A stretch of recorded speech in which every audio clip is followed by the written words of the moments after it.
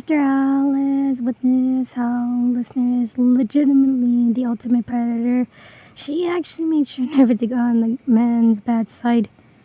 Actually, her and Beau, they were starting to like Listener now more because he became a pretty good role model for Beau because out of everything, he was like a father figure towards the little guy. And being down here ain't easy, raising a baby too. Man, that hunt was even harder than I expected. Ain't that right, Beau? The baby ended up giving a thumbs up. Anyways, we managed a pretty good hunt. Admiring the 5 bodies they managed to find and kill. I wonder if Listener ain't gonna do that song again. Beau ended up smiling at Thea. He kind of liked the singing from Listener. The way he played the guitar too was pretty amazing as well. And speaking of Listener, hey, Alice, here, I'm back. There you are. We were just talking about you. Oh, really? About what? About your guitar and everything. I hope you don't mind singing to us again. Really, really? We're really sure. Okay. After hours of playing guitar and the same song, Listener ended up smiling as he ended up playing, well, freely and stuff. You know, this actually got me a little curious. Me and Bear wanted to ask, how do you know how to play guitar? Listener smiled. Well, it's simple. And you know, not all humans were mean and stuff. There was this particularly same scientist guy who was quite gentle. He actually taught me a few things, like ropes and stuff, of how to be a good, proper worker drone. Oh, you mean one of them fancy scientists that did this to... Yeah. You ever heard of a man named Michael McKenza? Whoa, you mean the McKenza? That's the one. Why? He actually was the one who taught me that. No way. He actually was a nice fella. A very good human, if not the greatest too. It's kind of sad that he passed before I could even say thanks. Yeah, he was like a father figure to me. He taught me everything that I need to know, and I'm actually quite happy. Listener's backstory is where he was treated horribly, but Michael McKenza, he was the only man that ever did care for him, aka the only human that didn't treat him like garbage. And Listener grew to love him like a father. That is until, like the saying goes, not everything could last forever, and after the core collapse, he actually felt rightly and quietly depressed too. But after meeting Alice and Beer, he was quite happy too. As the two, or better yet, the three end up winning on their days, like always, hunting and stuff, they're quite enjoying their company now. Lester couldn't admit it, but he was happy that he met Alice and Beer. It felt like he had a family again. Only one with someone he can count on as a partner of hope in the future, and a son too.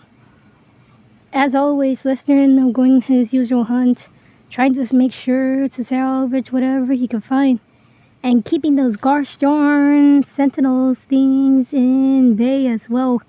After dealing with a couple of those things, they now knew never to mess with him. Okay, gotta end up searching for more. Alice and Bear went around the office, and to their surprise, they actually went to somewhere that they didn't know. Huh, I never saw this part of this place. Have you, Bear? Bear nodded no. As they walked through, they didn't know that something within the dark was eyeing them. Okay, this is way creepy. There's no power down here, and what's more, it's not even... Hang on, I think I know how to make this better. There we go. Alice on her lights, And she was hoping not to see anything gruesome, but she did. Everywhere she saw scratch marks. Not like the normal ones that she find, but something more animal ended up doing this. What in the surface God happened here? She said, scared, and Perrin clinging on to her. The two end up going in as they end up seeing what the heck happened here. And what's more was scary is they kept on hearing things. Huh? What was that? Okay, beer, come on. Let's go and see if I can find something in here. The two end up making their way towards an office room. Inside was actually more better than what she's seen. And when she looked at the name plaque, it was actually somewhat CEO stuff. Well, one of them fancy pants really did do an outstanding job. Okay, let's see what we can find.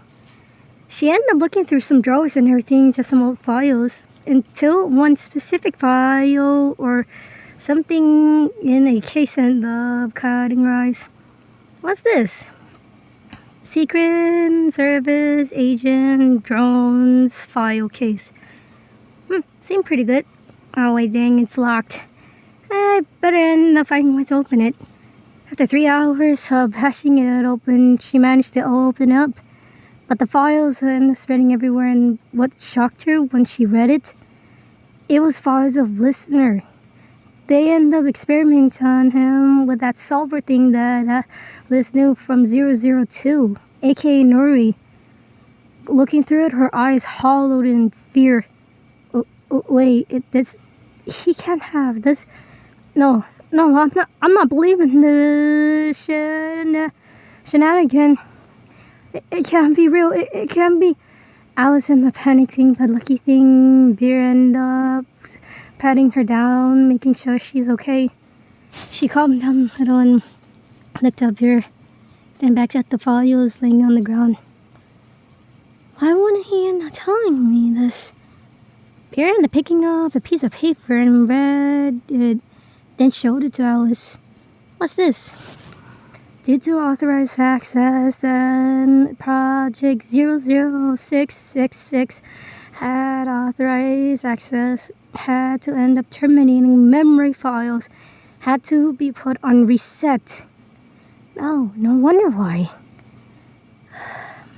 Beer, the baby ended up looking at her. We can't show this to him, otherwise who knows what might happen. He nodded in agreement, and like that, she ended up collecting every piece of evidence and hiding it somewhere that only she knows. And like that, those two left, never to end a single word to Listener about what he was. And it's best that they end up keeping the secret, too. He didn't deserve to know the truth, that he was a monster. And frankly, neither of those guys want to tell them he's not, or he isn't a monster too.